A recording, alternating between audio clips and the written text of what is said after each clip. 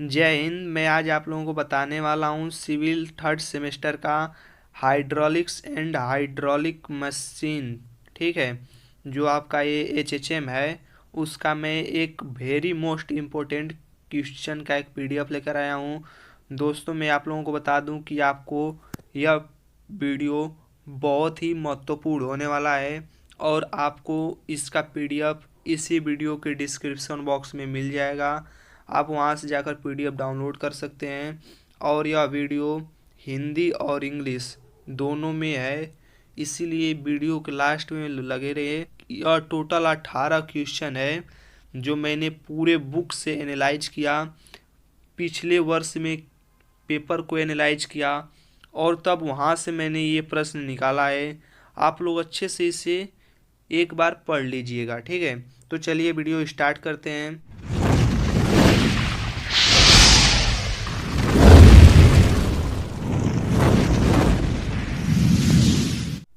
पहला प्रश्न है, तरल की परिभाषा लिखिए। ठीक है, वास्तविक तरल तथा आदर्श तरल में क्या अंतर है। ये देखिए यूपीबीटी में 2014 और 18 में पूछा गया है। ठीक है, प्रश्न नंबर दूसरा है, निम्न पदों को परिभाषित कीजिए। देखिए, घनत्व, आपेक्षिक भार, आपेक्षिक गुरुत्व या आपेक्षिक घनत्व, आपेक्षिक आयतन, ये 2014-18 में पूछा गया है और यह इस बार भी पूछने की संभावना है। ठीक है, अब देखिए केशिका, प्रश्न नंबर तीसरा है, केशिका क्रिया क्या होती है, इसका विवरण दीजिए अथवा केशिकात्व को परिभाषित कीजिए। ये बीटीयूपी में 2014, 17 और 18 यानी 3 बार रिवाइज किया गया है और ये 2022 में भी पूछा गया था। ठीक है, कि केशिकात्व को परिभाषित कीजिए। तो यह एक बहुत ही महत्वपूर्ण प्रश्न है, आप इसे पढ़ लीजिएगा। चलते हैं अगले प्रश्न पे। अगला प्रश्न, प्रश्न नंबर चौथा है, निम्न पर टिप्पणी लिखिए। ठीक है, निम्न पर टिप्पणी लिखिए। इसमें पहला है तरल के गुण, दूसरा है संपीड्यता गुणांक, पृष्ठ तनाव, न्यूटोनीय फ्लूइड या अन्यूटनीय फ्लूइड में अंतर। देखिए, न्यूटोनियन फ्लूइड और अन्यूटनियन फ्लूइड में अंतर आता है। ठीक है, और आप यहाँ पर दे भी सकते हैं 2015, 18, 19 और 22। ठीक है, कितने बार पूछा गया है। चलते हैं अगले प्रश्न पे।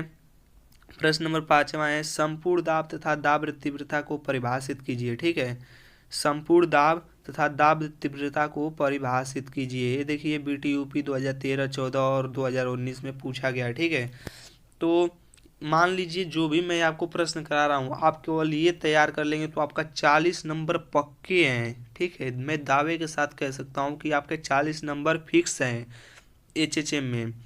अब देखिए प्रश्न नंबर 6वां है, पास्कल का नियम क्या है। ठीक है, इसके अनुप्रयोग लिखते हुए समझाइए। ये भी देखिए यूपीबीटी 2015, 17 और 19 में पूछा गया है। आगे चलते हैं। आगे प्रश्न नंबर 7वां बता रहा है, बोर्डर नली, दाब गेज तथा डायफ्राम दाब के गेज का चित्र बनाकर उसका उपयोग बताइए। ठीक है, एक बोर्डर नली दाब गेज है जिससे हम प्रेशर नापते हैं किसी पाइप में बह रहे लिक्विड का। ठीक है, और एक डायफ्राम होता है, तो ये आप लोग देख लीजिएगा एक बार।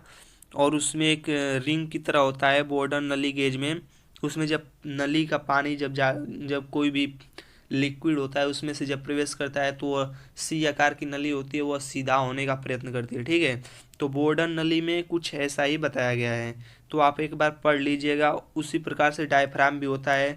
ठीक है, इन दोनों में थोड़ा सा डिफरेंट होता है, आप एक बार ज़रूर देख लीजिएगा। ठीक है, और इसका चित्र भी कोई कठिन नहीं होता है, तो आप इसे एक बार देख लीजिएगा। प्रश्न नंबर 7वां बहुत ही इम्पोर्टेंट क्वेश्चन है। ठीक है, और आप देख सकते हैं यूपीबीटी 2015, 16, 17, 19 और 22 कितनी बार पूछी गई है। ठीक है, तो आप देख कर भी अंदाज़ा लगा सकते हैं, और यह कोई झूठा नहीं लिखा गया है जो मैं लिखा हूँ, ये सब रियली पूछे गए हैं। ठीक है, चलते हैं प्रश्न नंबर 8वां पे। और इंग्लिश का भी मिलेगा इसी में। ठीक है, आगे इंग्लिश का भी है पीडीएफ, तो आप लोग बने रहें। ठीक है, पूरे वीडियो के अंत तक। प्रश्न नंबर 8वां है, परिभाषित कीजिए। क्या परिभाषित करना है, तो वायुमंडलीय दाब, माप दाब, निर्वात दाब, यथार्थ या परम दाब। ठीक है, ये देखिए बीटीयूपी 2014 और 2022 में पूछा गया है, लेकिन जो वायुमंडलीय दाब, परम दाब और निर्वात दाब है आप लोग इसे पढ़ लेंगे तो इससे दाब वाले क्वेश्चन जो है फ्लूइड में जो प्रेशर वाला चैप्टर है उससे आपका एक प्रश्न पक्का आएगा, तो आप लोग उसे ज़रूर पढ़ लीजिएगा। ठीक है, चलते हैं प्रश्न नंबर 9वां। और 9वां प्रश्न देखिए, निम्न की परिभाषा लिखिए। ठीक है, आप देख सकते हैं यूपी बीटी 2013, 14, 15, 16, 17, 18, 19 और 22। ठीक है, 19 के बाद सीधा 22 आ जा रहा है, क्योंकि देखिए 20 और 21 में कोरोना का लॉकडाउन था, तो उसमें जो पेपर हुए थे वो बहुविकल्पी हुए थे। ठीक है, ऑब्जेक्टिव टाइप प्रश्न के मतलब पेपर हुआ था, इसीलिए वो उसमें नहीं पूछा गया है। तो ये सब बड़े बड़े प्रश्न है, सब 5-5 नंबर के हैं। ठीक है, तो आप इसे भी तैयार कर लीजिएगा। देखिए कितना बार रिवाइज किया गया है। तो इसमें बताया गया है अपरिवर्ती या स्थिर तथा परिवर्ती या अस्थिर प्रवाह। ठीक है, इसे परिभाषित करना है कि जो स्थिर प्रवाह है और अस्थिर प्रवाह है उसे परिभाषित कीजिए। दूसरा है अस्तरीय तथा विक्षुब्ध प्रवाह। तीसरा है समान तथा असमान प्रवाह। चौथा है घूर्णी तथा अघूर्णीय प्रवाह। पांचवा है संपीड्य या असंपीड्य प्रवाह। ठीक है, आते हैं प्रश्न नंबर 10वां पे, कि प्रश्न नंबर 10वां बता रहा है बर्नौली प्रमेय का उल्लेख कीजिए। ठीक है, अथवा बर्नौली प्रमेय का सत्यापन कीजिए, अथवा बर्नौली प्रमेय की सीमाएं लिखिए। ठीक है, यानी कुल मिला जुला कर कहा जाए तो बर्नौली प्रमेय के बारे में लिखना है आप लोगों को। और आप देख सकते हैं कि यहाँ पर कितना मतलब कि पूछा गया है। बीटी यूपी 2013, 14, 15, 16, 17, 18, 19 और 20-21 में पेपर नहीं हुआ था, फिर 22 में पूछा, यानी पूरी संभावना है कि ये प्रश्न आपको फिर देखने को मिले। ठीक है, 2022-23 वाला जो पेपर होने वाला है, तो आप लोग इसे रट लीजिएगा। अगर जो नहीं आता होगा तो यूट्यूब पर आप इस हेडिंग को सर्च भी कर सकते हैं। चलते हैं प्रश्न नंबर 11 पे। प्रश्न नंबर 11 बता रहा है ऑरिफिस क्या है। ठीक है, ऑरिफिस से आप लोगों का प्रश्न एक आता है। ठीक है, ऑरिफिस आप लोगों का एचएचएम में एक चैप्टर है, उसमें देखिए दिया है प्रश्न ऑरिफिस क्या है, इनका वर्गीकरण कीजिए। ठीक है, अथवा रंध्र क्या है, रंध्रों के आकार तथा सत्रावण की प्रकृति के अनुसार उसका वर्गीकरण कीजिए। ठीक है, रंध्र को ही ऑरिफिस कहते हैं। ठीक है, ये केवल प्रश्न बनाने का एक तरीका है। ऑरिफिस कुछ नहीं होता है, जैसे किसी बर्तन में कोई लिक्विड रखा है, उस बर्तन में थोड़ा सा छेद कर दो, होल कर दो, तो उसमें से पानी बाहर गिरने लगता है। ठीक है, या लिक्विड कुछ भी हो वो बाहर गिरने लगता है, तो उसी छिद्र को ऑरिफिस नाम दिया गया है। ठीक है, मैं बता दिया, लेकिन ये चैप्टर बहुत ही अच्छा चैप्टर है, आप लोग पढ़ लीजिएगा। और आप देख सकते हैं कि बीटी यूपी में कितने बार पूछा गया है, 2013, 16, 18, 22। ठीक है, यानी कि इस बार भी शायद संभावना है कि आ जाए। ठीक है, लेकिन और फिर से आपका एक सवाल आना पक्का है। अब आते हैं प्रश्न नंबर 12।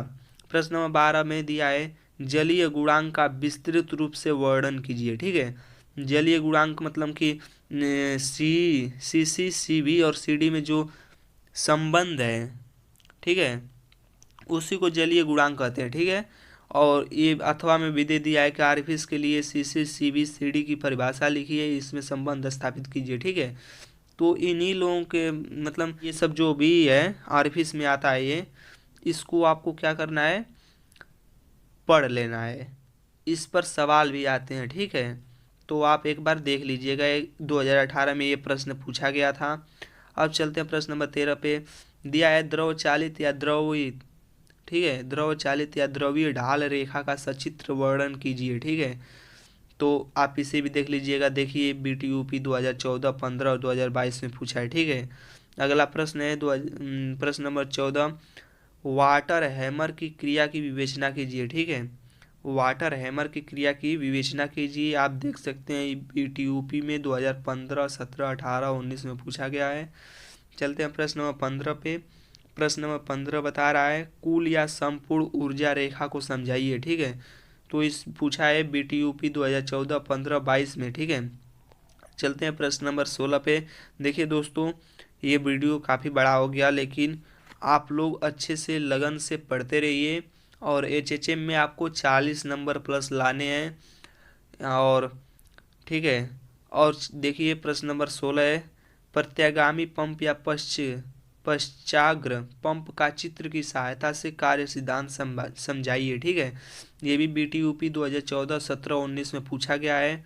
प्रश्न नंबर 17 है अपकेंद्रीय पंप की कार्य प्रणाली समझाइए। ठीक है, प्रश्न नंबर 17 दिया है अपकेंद्रीय पंप की कार्य प्रणाली समझाइए। देखिए 2015 और 19 में पूछा गया। ठीक है, पीछे वाले चैप्टर से है। ठीक है, अब देखिए प्रश्न नंबर 18 है रेनाल्ड संख्या क्या है। रेनाल्ड संख्या एक बहाव के विषय में क्या बताती है। ठीक है, ये BTUP 2013 और 2019 में पूछा गया है। अब चलते हैं इसका इंग्लिश ट्रांसलेट। ठीक है दोस्तों, PDF बनाने में बहुत मेहनत लगता है।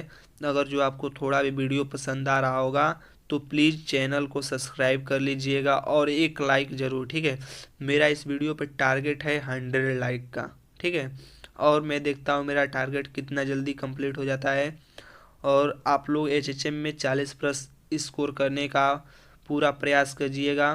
जो भी टॉपिक छूटा हो इससे बाहर नहीं आएगा। आप इस टॉपिक को अपने बुक में ढूंढिएगा या तो यूट्यूब पर उस टॉपिक को डालकर खोजिएगा, आपको पक्का उसका उत्तर मिल जाएगा। ठीक है, चलते हैं प्रश्न नंबर अब हिंदी वर्जन समाप्त हो गया, अब इंग्लिश में चलता है। ठीक है, चलिए हिंदी अब इंग्लिश में आपको इसके बताता हूँ।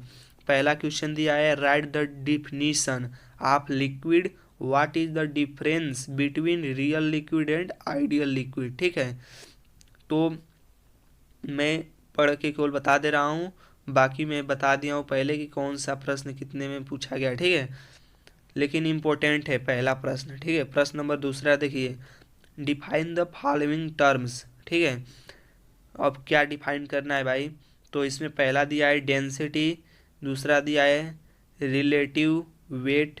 ठीक है, तीसरा है रिलेटिव ग्रेविटी और रिलेटिव डेंसिटी। ठीक है, अब देखिए चौथा है रिलेटिव वॉल्यूम। ठीक है, और चलते हैं क्वेश्चन नंबर तीसरा व्हाट इज कैपिलरी एक्शन। ठीक है, what is capillary action given its details or define capillarity. Define capillarity. ठीक है, ये देखिए BTUP 2014, 17, 18, 22 में पूछा गया है। क्वेश्चन नंबर चौथा है right a note on the following.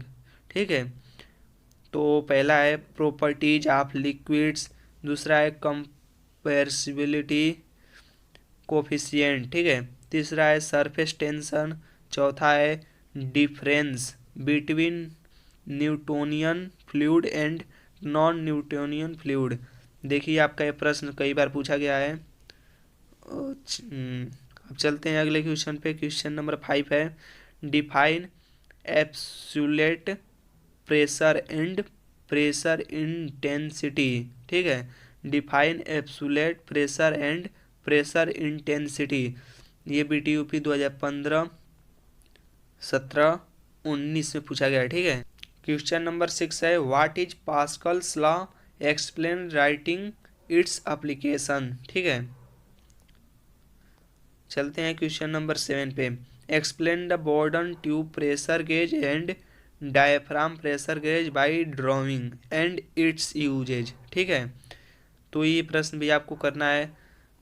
ठीक है, सब लर्न कर लीजिएगा। क्वेश्चन नंबर 8 है define first number atmospheric pressure, second gauge pressure, third volume pressure, fourth absolute pressure. ठीक है, चलते हैं क्वेश्चन नंबर 9 पे।